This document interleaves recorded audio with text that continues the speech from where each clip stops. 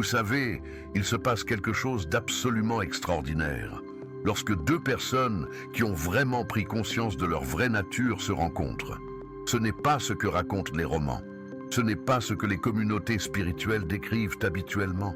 C'est quelque chose de beaucoup plus subtil, beaucoup plus profond, et à bien des égards, beaucoup plus beau que tout ce à quoi nous avons été conditionnés à nous attendre.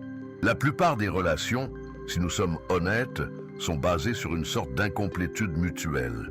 Deux personnes se rapprochent parce que chacune sent qu'il lui manque quelque chose qui semble incomplet, et l'autre personne semble promettre de combler ce vide. C'est ce que nous appelons généralement tomber amoureux. Mais en réalité, c'est tomber dans le besoin. Ce sont deux moitiés qui tentent de former un tout. Deux verres vides qui tentent de se remplir l'un l'autre. Deux personnes qui se noient et s'agrippent l'une à l'autre dans l'espoir de ne pas couler. Et il n'y a rien de mal à cela, nécessairement. C'est là que vit la majeure partie de l'humanité. Et ces relations peuvent bien fonctionner, voire être agréables à un certain niveau. Mais elles reposent sur un malentendu fondamental, sur la croyance que vous êtes incomplet, que le bonheur existe en dehors de vous, qu'une autre personne peut vous donner ce qui vous manque à l'intérieur. Mais lorsque deux âmes éveillées se rencontrent, quelque chose de complètement différent se produit. Et la première chose que vous devez comprendre, c'est que les âmes éveillées n'ont pas besoin l'une de l'autre. Je vais le répéter car c'est crucial.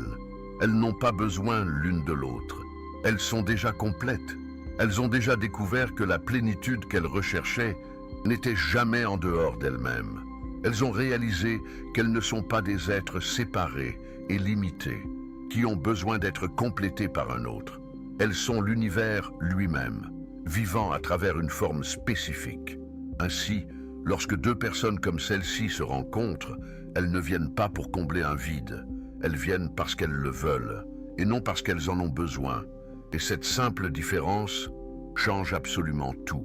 Toute la qualité de la relation se transforme lorsqu'elle est basée sur le choix et non sur le manque, sur la préférence et non sur le désespoir, sur la célébration et non sur la compensation. Pensez-y, lorsque vous avez très faim, vraiment très faim, vous mangez n'importe quoi, vous ne sentez même pas le goût, vous voulez juste combler le vide. Mais lorsque vous êtes déjà rassasié, lorsque vous êtes comblé à l'intérieur, si vous choisissez de manger, c'est par pur plaisir. Vous savourez chaque goût, appréciez chaque texture. Vous mangez non pas pour vous remplir, mais parce que vous appréciez l'expérience. C'est ce qui se passe lorsque deux âmes éveillées se rencontrent. Elles ne s'utilisent pas l'une l'autre. Elles n'essaient pas de tirer quelque chose de l'autre pour combler un vide intérieur. Elles s'apprécient simplement, se célèbrent, contemplent ensemble le mystère de la conscience, se reconnaissent dans la forme de l'autre. Et il y a quelque chose de fascinant dans cela. Comme aucune des deux n'a besoin de l'autre, comme il n'y a ni attachement, ni tentative de contrôle, ni exigence, il en résulte une liberté dans la relation, que la plupart des gens n'ont jamais connue. Chacun est libre d'être qui il est, de changer, de grandir, d'aller et venir. Il n'y a pas de sentiment de possession, pas de peur de perdre. Pas d'effort désespéré pour contrôler ou modeler l'autre selon une idée de ce qu'il devrait être. Quand une âme éveillée regarde une autre âme, elle ne voit pas quelqu'un qui doit compléter ce qui lui manque. Elle voit son propre univers qui la regarde en retour. Elle reconnaît que la conscience derrière ses yeux est la même conscience qui regarde derrière les siens. C'est une seule et même présence, vivant à partir de deux points de vue différents, jouant une sorte de cache-cache cosmique. Cette reconnaissance crée un type d'intimité très particulier. Ce n'est pas l'intimité désespérée de ceux qui ont peur d'être seuls, ni l'intensité dramatique de deux égos qui tentent de fusionner et se perdent en chemin.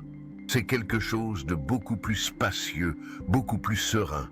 C'est l'intimité de deux danseurs qui se font entièrement confiance, qui n'ont pas besoin de se tenir tout le temps pour garder leur équilibre, qui peuvent bouger indépendamment l'un de l'autre, tout en restant en parfaite harmonie. Et tu veux savoir ce qui ne se passe pas quand deux âmes éveillées se rencontrent? Il n'y a pas de drame. Il peut y avoir de la passion, il peut y avoir de l'intensité, mais il n'y a pas de drame au sens névrotique du terme. Il n'y a pas de petits jeux, ni de manipulation, ni de lutte de pouvoir, ni cette envie de changer l'autre, car les deux ont déjà compris le jeu de l'ego. Et ils ne jouent plus à cela entre eux. Il n'y a pas de jalousie, ou s'il y en a, elle est passagère, légère, sans attachement. Une âme éveillée peut même ressentir une brève jalousie, car elle reste humaine. Mais elle ne s'identifie pas à cela. Elle n'en fait pas toute une histoire. Elle ne s'en sert pas comme d'une arme. Elle voit ce que c'est, une émotion temporaire, une vague qui passe à la surface de la conscience. Et c'est tout. Il n'y a pas de peur de l'abandon. Car l'âme éveillée sait qu'elle ne peut jamais être véritablement abandonnée. Elle sait que même si l'autre s'en va, elle reste entière, elle reste pleine, elle reste connectée à son propre univers. Elle peut même ressentir de la tristesse à la fin de la relation. Mais elle ne ressent pas cette panique existentielle de ceux qui croient avoir perdu quelque chose d'essentiel à leur survie. Et peut-être plus important encore, il n'y a pas de tentative de posséder l'autre. L'âme éveillée comprend que l'on ne peut pas posséder un autre être humain, tout comme on ne peut pas retenir le vent, ou posséder l'océan, ou tenir le ciel dans ses mains. L'autre est libre. Il l'a toujours été. Il le sera toujours. Et au lieu de voir cela comme une menace, l'âme éveillée y voit quelque chose de beau. Elle ne veut pas mettre l'oiseau en cage. Elle est enchantée par la façon dont il vole. Alors, que se passe-t-il lorsque deux âmes éveillées se rencontrent? Tout d'abord, il y a la reconnaissance, et souvent, elle est instantanée, pas au sens romantique du coup de foudre, mais dans un sens plus profond de « je vois qui tu es vraiment et tu vois qui je suis vraiment ».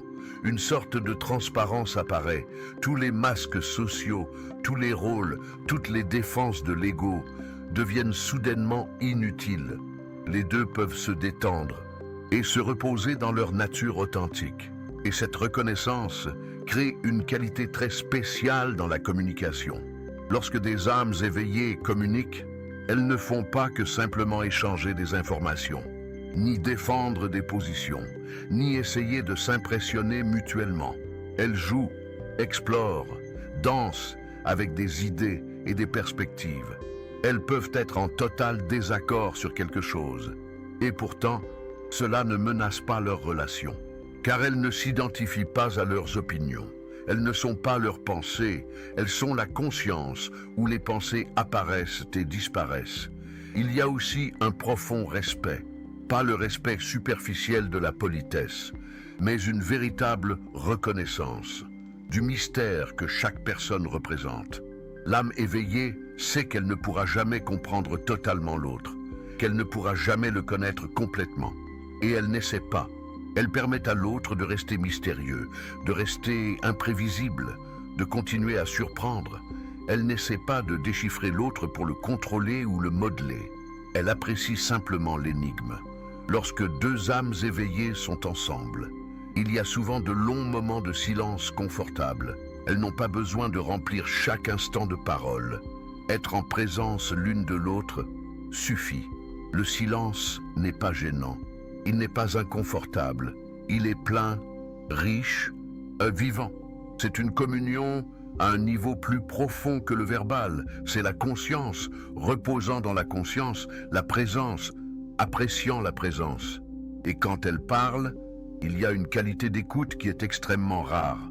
Chacune écoute vraiment l'autre, sans se contenter d'attendre son tour pour parler, sans tout filtrer à travers ses propres agendas ou suppositions. Elles sont ouvertes, curieuses, sincèrement intéressées par le point de vue de l'autre, même s'il est complètement différent du leur. Et il y a aussi une sorte d'humour qui surgit lorsque des âmes éveillées se rencontrent. Elles parviennent à rire ensemble de la blague cosmique, à voir l'absurdité de l'existence, l'improbabilité de la conscience, le jeu étrange auquel se livre la vie. Elles ne se prennent pas trop au sérieux. Elles peuvent rire de leur propre ego, de leurs propres normes, de la comédie humaine dont elles font également partie. L'intimité physique, lorsqu'elle se produit entre des âmes éveillées, prend une qualité complètement différente. Il ne s'agit pas de manque, ni de conquête, ni de validation. Il ne s'agit pas d'utiliser le corps de l'autre pour échapper au vide intérieur. C'est une célébration. Une danse, une façon de jouer, c'est la conscience, explorant la conscience à travers la forme physique. Il n'y a pas d'anxiété liée à la performance, car personne n'essaie de prouver quoi que ce soit. Il n'y a pas de déconnexion, car les deux sont pleinement présents, pleinement conscients, pleinement vivants dans l'instant. Et il y a quelque chose d'intéressant là-dedans. Les âmes éveillées peuvent être ensemble ou séparées avec la même naturelle. Elles ne s'accrochent pas à l'idée d'être toujours collées l'une à l'autre. Elles comprennent que la proximité et la distance ont toutes deux de la valeur, que l'espace peut être aussi nourrissant que l'union. Elles peuvent offrir la liberté, sans que cela signifie le rejet. Elles peuvent se rapprocher sans que cela signifie la possession. Il existe un rythme naturel dans la relation, comme la respiration. Inspirer et expirer, se rapprocher et s'éloigner. Et aucun de ces mouvements n'est considéré comme meilleur ou pire.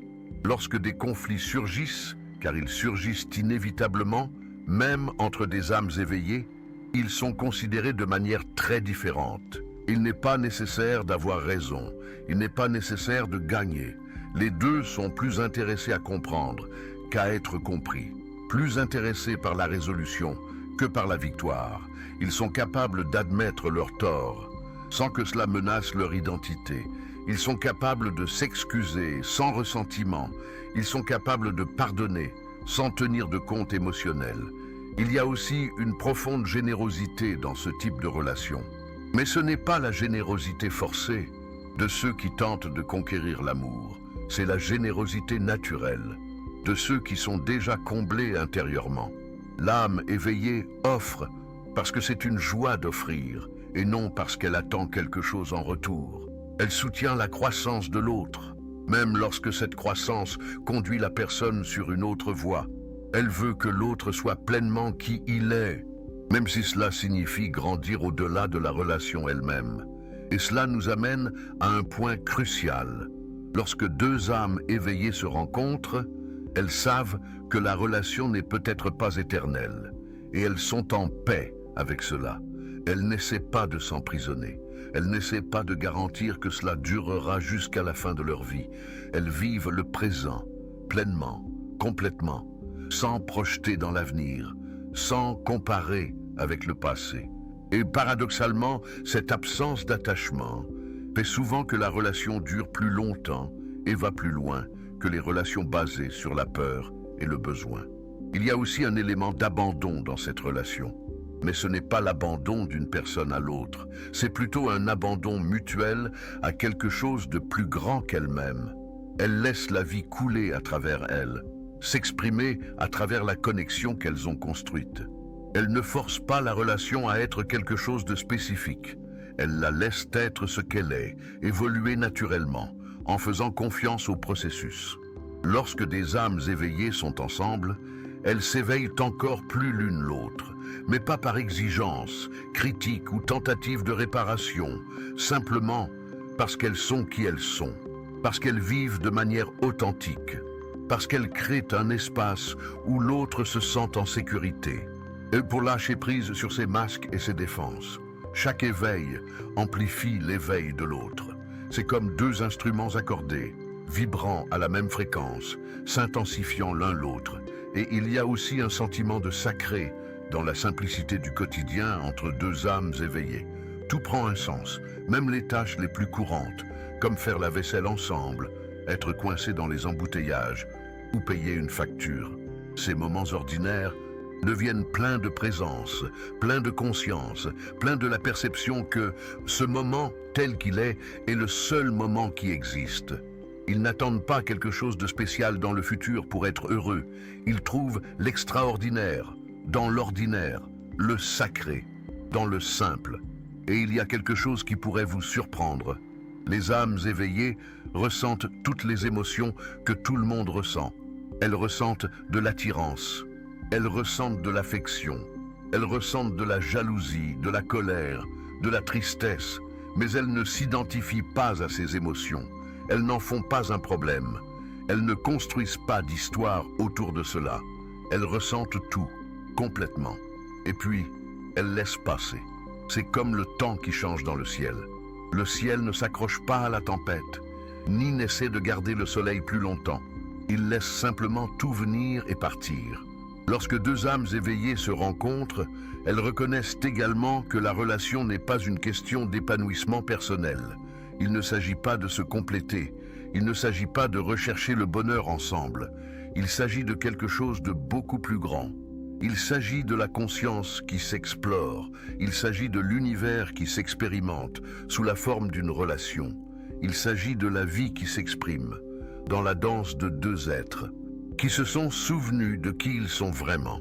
Il existe un proverbe zen qui dit « Avant l'éveil, coupe du bois et porte de l'eau. Après l'éveil, coupe du bois et porte de l'eau. » Il en va de même pour les relations. Avant l'éveil, vous êtes en relation avec une autre personne. Après l'éveil, vous continuez à être en relation avec une autre personne. Les actions peuvent sembler identiques de l'extérieur, mais la qualité intérieure, l'expérience intérieure, est complètement transformée. La relation entre des âmes éveillées n'est pas exempte de défis. Il y a toujours des questions pratiques à régler, des différences à équilibrer, des ajustements à faire. Mais ces défis ne sont pas considérés comme des problèmes. Ils sont considérés comme des maîtres, comme des occasions d'acquérir de la sagesse, comme des portes vers une plus grande conscience. Chaque difficulté enseigne quelque chose. Chaque conflit devient une invitation à la présence. Et peut-être, le plus beau dans tout cela, c'est que lorsque deux âmes éveillées se rencontrent, elles créent un champ de conscience qui affecte tout le monde autour d'elles. Leur présence ensemble a une qualité que les gens ressentent, même s'ils ne savent pas l'expliquer. C'est une paix qui n'est pas passive, une joie qui n'est pas euphorique, un amour qui n'a pas besoin. C'est quelque chose qui rayonne et touche ceux qui passent à proximité. C'est comme si, rien qu'en étant à proximité, d'autres personnes étaient également invitées à se souvenir de qui elles sont vraiment. C'est ce qui se passe.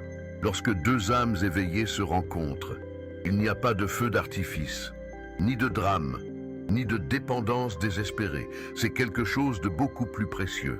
C'est la rencontre de deux êtres qui se sont souvenus de ce qu'ils sont, qui voient le divin l'un dans l'autre, qui peuvent danser ensemble, sans se marcher sur les pieds, qui peuvent être complètement ensemble et complètement libres en même temps.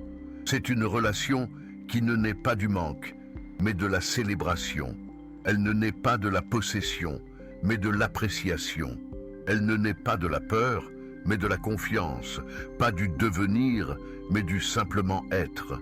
Et dans cet être ensemble, dans cette reconnaissance mutuelle, dans cette danse de la conscience avec la conscience, quelque chose de très profond se révèle, que l'amour n'est pas quelque chose qui se produit entre deux êtres séparés, mais plutôt la reconnaissance qu'il n'y a jamais eu deux êtres séparés et qu'il ne pourrait jamais y en avoir.